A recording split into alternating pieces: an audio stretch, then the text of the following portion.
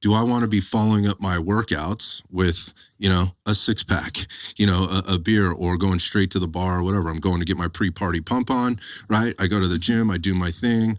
Then I put in this meal that's been well planned, and then I go out, to do whatever I'm going to do, meet my buddies at the bar for a happy hour or whatever. And then I basically put all this stuff in there that just inhibits everything that I've been trying to mitigate, right?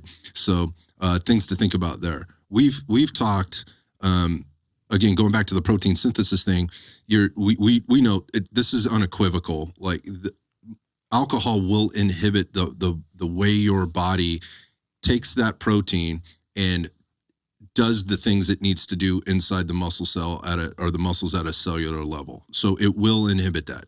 That's just what it is. Again, how much, for who, when, that's all going to be very dependent. But those are things to be aware of as we're moving down the path. It's gonna hinder your gains essentially, and hinder your recovery. So I think we'll talk about this. There's a couple other points here as far as decreased recovery, but one point I wanted to make as far as the hormonal effects is that decrease in testosterone that can take place if you're regularly consuming alcohol, that can put you at higher risk for all types of metabolic syndrome. So raising your blood pressure, increasing your blood sugar, cholesterol, all of these. Again, it's not necessarily a direct effect, but if this is something that is chronic, that is happening on a regular basis over an extended period of time, over time, you really could affect or impact the health of your metabolism as a whole, your cardiovascular health.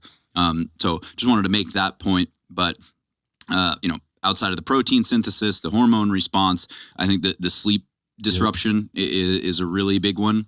And anybody who has, any type of wearable device that gives them sleep tracking data, it's night and day as far as your heart rate variability, your resting heart rate, your REM sleep.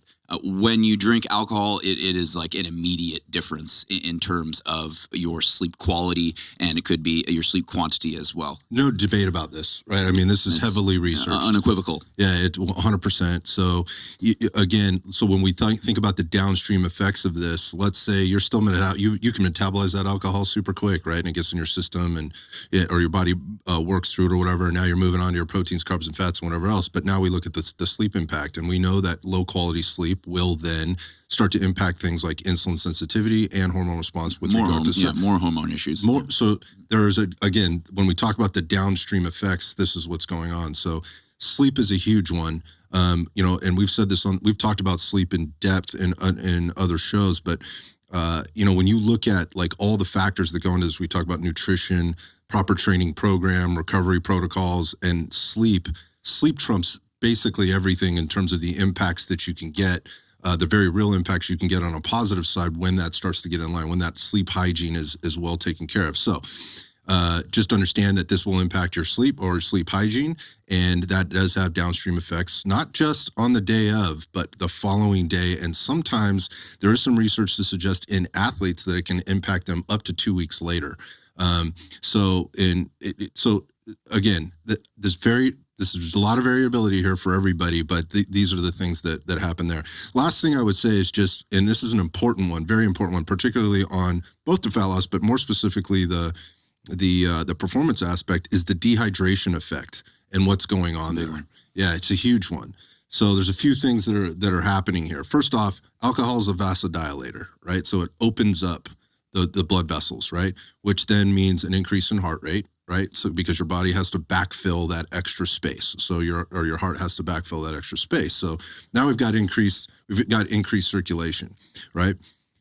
A couple other things going on there is the leaching of sodium from the system when you put alcohol in there. So anybody that's gone out drinking or whatever, like depending on what your pee schedule is, like you start putting a little bit of alcohol in there, you recognize it? I'm peeing more. What's going on? Basically, it's impacting your body's ability to retain fluid. So there's a sodium-potassium balance that needs to happen in there. And what you have this leaching of sodium, which then offsets potassium. So now you have more potassium than you need, less sodium than you need, and your body's trying to find this. It's basically getting rid of the salt, for lack of a better term.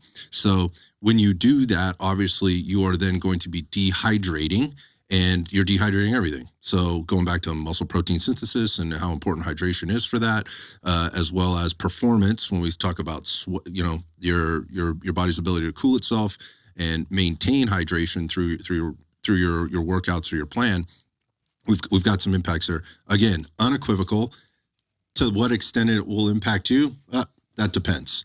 That depends. But those are things to be aware of kind of what's going on and why it's happening there. And when you think about that, when you start to dehydrate the system and your blood pressure's up, then your body has to increase circulation to get the fluid, right? The fluids to the extremities of the body, and that could increase your that could decrease your body's ability to evaporate things. So as you're out there sweating, anybody that's been out there like training in the heat, at some point, like if you stop sweating, like you're gonna get dizzy quick yeah, after you're, that. you're in trouble, right? You're in trouble. You start to get salty, right? Like your shirt starts to have the salt stains or whatever on it. Like that's your body's leaching that stuff out of there, and you're probably doing it at a faster rate than you can replenish it unless you're really well planned. Add alcohol, you're digging yourself into a little bit of a deeper hole. Yeah, I mean, I don't think it's, I don't think many people are going to deny, like, do you feel better working out when you're hungover? Like, I would say probably not. So that is those after effects. And yeah, some people can maybe deal with it better than other people. Some people feel less affected. Some people feel like they got hit by a truck. But the just plain reality is your performance is going to suffer the next day due to several of the factors that we talked about: impaired sleep, dehydration, hormone issues, as well as impaired protein synthesis. So it's hard to argue that it's really doing you any favors. It's really a matter of mitigating how much damage it's actually doing. Yeah. So how this trickles down then into like performance impairments, when we start looking at things. Well, I think the thing that would be most obvious to people is obviously what happens with the central nervous system. You drink enough, things happen, right? You start to feel a little loose, judgment becomes impaired, those kind of things. Now, I would hope that people listening are not drinking before they're going to the gym. It's generally happening after, right? But obviously, when you think of what's happening there in terms of neuro controls and what's going on with the neuromuscular system and whatnot, having that alcohol on board even the next day can impair that. So when we think about functioning at the highest level that we can for whatever the performance output we're looking for is, having a downregulated central nervous system is not doing you any favors. We talk about this stuff all the time. We get deep into the weeds on, your warm up, right? Your pre-work, getting into the thing so that everything is switched on and working at a quote unquote optimal level so that you can get the gains that you're looking for, whatever those happen to be. Yeah. I mean, it's like a lot of the intention we talk about with, like you just said, with workouts is we're trying to upregulate the nervous system in that time, right? And they're kind of tied to the cortisol and all those things, but we're trying to get this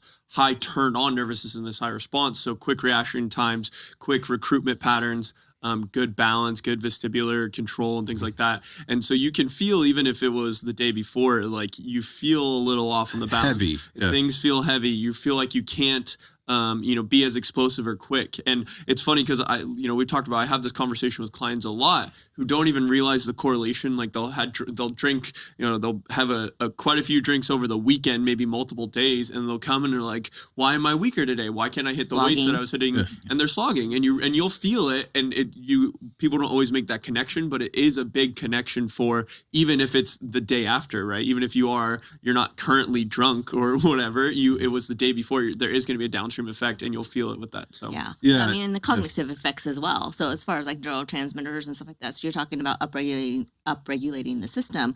So, but you're also talking about upregulating what's going on in the brain. Yeah, for sure.